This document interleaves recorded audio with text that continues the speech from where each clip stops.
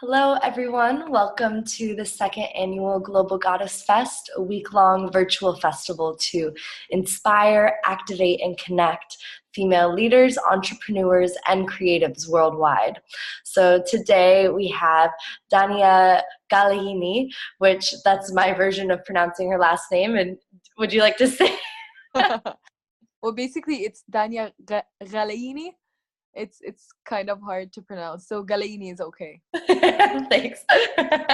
So she's tuning in from Jordan, and I'm just so excited to have you here and dive into your work. So I'll tell the viewers a little bit about your background.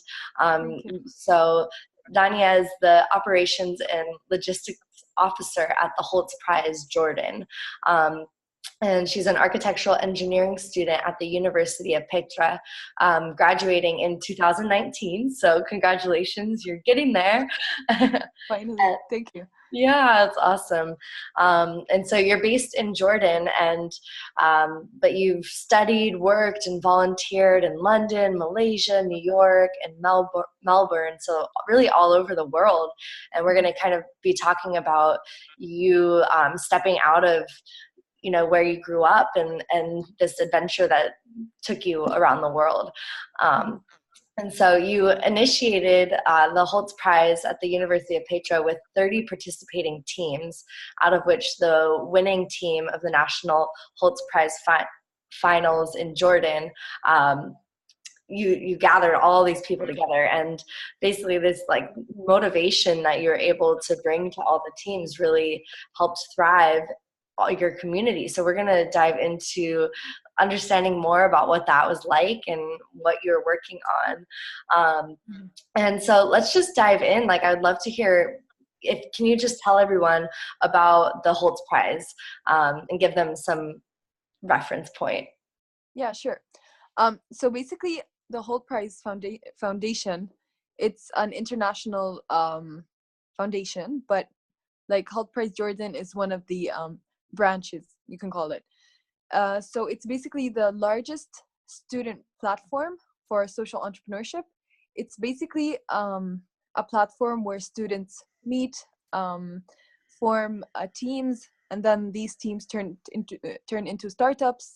And then after the process of getting involved in Holtz Prize, they hopefully turn into enterprises, social enterprises, which is basically the combination of business and NGO, like non-profit work. So the whole idea is to introduce this new concept to students and help them to work on it. So basically, we're like mainly a competition and an accelerator at the same time. So we have this yearly competition with a prize of $1 million. And we also we have these like side programs and a huge accelerator. It's the largest accelerator in the world that happens in like an amazing castle in London. And one of the places I've been to was this castle, by the way. It was a great experience. More than 40 teams were there. Wow. Everyone was learning so much. And you see also you can check out the enterprises that basically graduated from Holtz Prize. You can check them out on the website. One of these enterprises is called Aspire Food Group. They have a great idea. They're a very successful company right now. Basically, their idea was about tiny insects that you can eat instead of like protein from chicken. So basically, they found out that if you eat an insect, or like basically the protein intake from these insects is 9 times more than chicken. Wow. So basically, yeah. So basically, the whole idea of this competition is to bring ideas from around the world. Each year they have a certain challenge, and this year's challenge is about youth unemployment. So it's pretty interesting. Each year they try to solve a problem in the world. So amazing. And so tell us about how you got involved with this. It's actually pretty funny. So as an architecture student, I'm usually busy all the time, and I wouldn't usually accept to do anything out of my like study area because I know I'm gonna be too busy all the time and I'm gonna get like all worked up and stressed about everything. So one of my friends calls me and they're like, Dania, I know you're like an activist in the community, you do lots of stuff, and I want you to do this thing. They send me the link and they're like, it's just apply for it. It's just an online marketing thing. And I'm like, are you sure it's just an online marketing thing? And he's like, yeah, it's not going to take like a couple of hours from your week. And surprisingly, it was a lot of work, but I got to finish all this work in basically a month. And I was the ambassador of the Holt Prize at my university, the first one to bring it to the university. 2 teams from my university went to London and Melbourne, and which is how I went to Melbourne with them. I got to work with the Holt Prize Foundation there. And that was the beginning of my journey. And now currently, after a year, almost a year, now I'm currently working with Holt Prize Jordan. It's amazing. It's so cool to see how you like stepped into your leadership and maybe even like unknowingly. Yeah. I think that happens to a lot of leaders is just, it's so natural that other people are like, go ahead, like do your thing. And you're like, oh, me? Like, okay. Yeah, exactly. There's So, no way I would have expected that to happen, honestly. I love that. And so what's your favorite part about doing this sort of work? Well, mainly the people. Like, you get to have connections with like so many great people, whether they're students, participants, or like mentors, judges. Everyone's great. These are the kind of people I want to be around me. Like, when one of the main things that made me like regret not doing something like this sooner is the environment that I was working in. People that just encourage you to do more, um, and they all want to do the same thing. So basically, in my country, it's completely um, not no abnormal to see someone that's like very hardworking and super fun at the same time. But like, it's the complete opposite there. Everyone's super fun, they're very smart, they're really smart, like hardworking, whether they're mentors, judges, like whether they're 60 years old or 15. It's insane. And I also like the traveling part for sure. It like expanded everything. It's great. What was one of the biggest things that you got to experience through traveling and like opening up your mind? What was one of the biggest like, wow, I can't believe this sort of moments?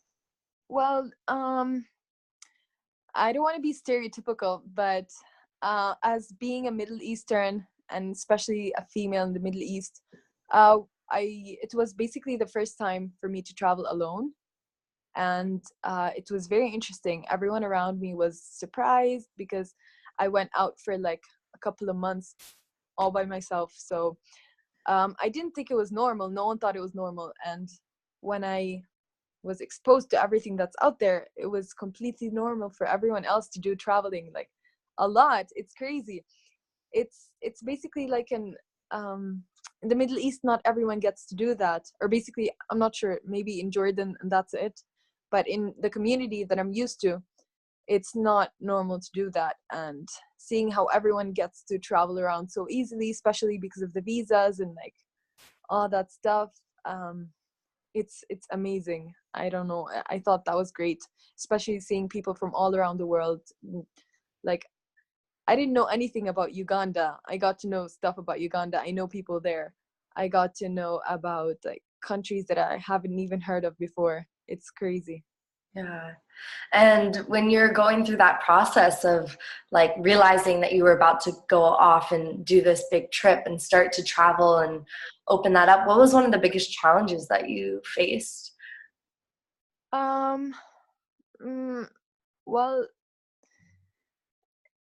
challenges were mainly school. Society wasn't that big of a challenge. It was just the fact that I had to convince my parents that I'm gonna be okay if I traveled for like a couple of months on my own. And one of the challenges actually was the I don't want to say culture. It's like basically the language barrier was big, Mm-hmm. and there were like barriers of uh I don't know what you call it, but basically how what the things I'm used to. It was like a cultural shock to see everything around me. It was kind of hard to adapt to what was going on, but it went out perfectly actually.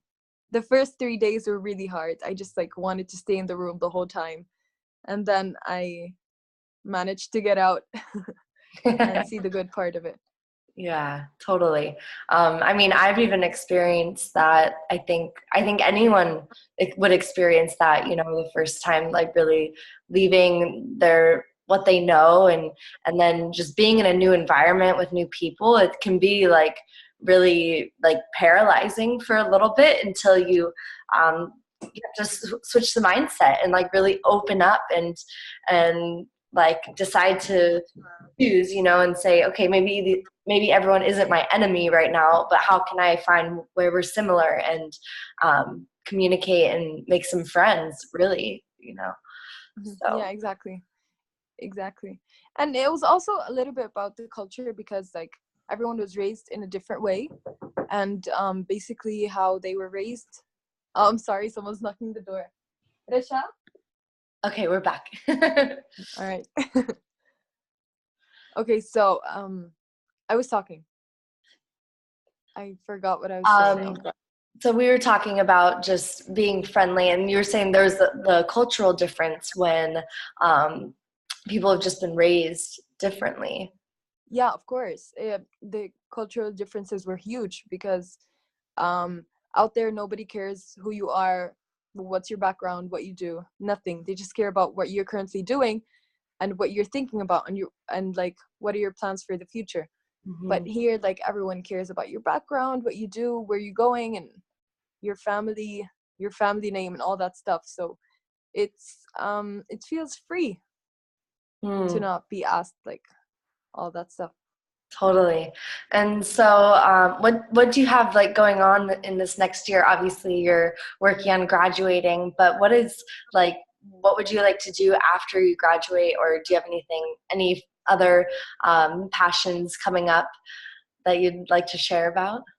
Yeah. Well, I'm definitely planning on starting my own business, but before I do that, I really want to do more travel, but like for this time, some travel with purpose, more of like workshops or accelerators, and I want to get to know the market and get to know the people and where I want to start my business, and basically what my business is, because I'm not really sure, Hmm. and yeah, all that kind of stuff. That's awesome. Awesome. Mhm. And for everyone that's watching, do you have any like inspiration or motivation of what you would like to share with them? Sorry, what was that again? For anyone that's watching, do you have any like words of wisdom that you want to share with them? Yeah, basically, this is me talking to myself 2 years ago. If you want to do something in life and you don't know what it is, or like don't know what you want to do, or don't know where to start, you just like have to try anything that comes up in front of you. Just like go for it, no matter what it was, because once you try something, if you don't like it, you'll just like pivot. If you like it, then you can just like continue your path and see what comes up. But you just have to begin somewhere. I think that's a really important thing to know. Hmm. Yeah, definitely. Well, thank you so much for taking some time and sharing with us about the Holtz Prize and what you Thank have you. going on. And good luck finishing up school. And we'll see you next time. Thank you so much, Rae. To all the viewers, Bye. bye. See you.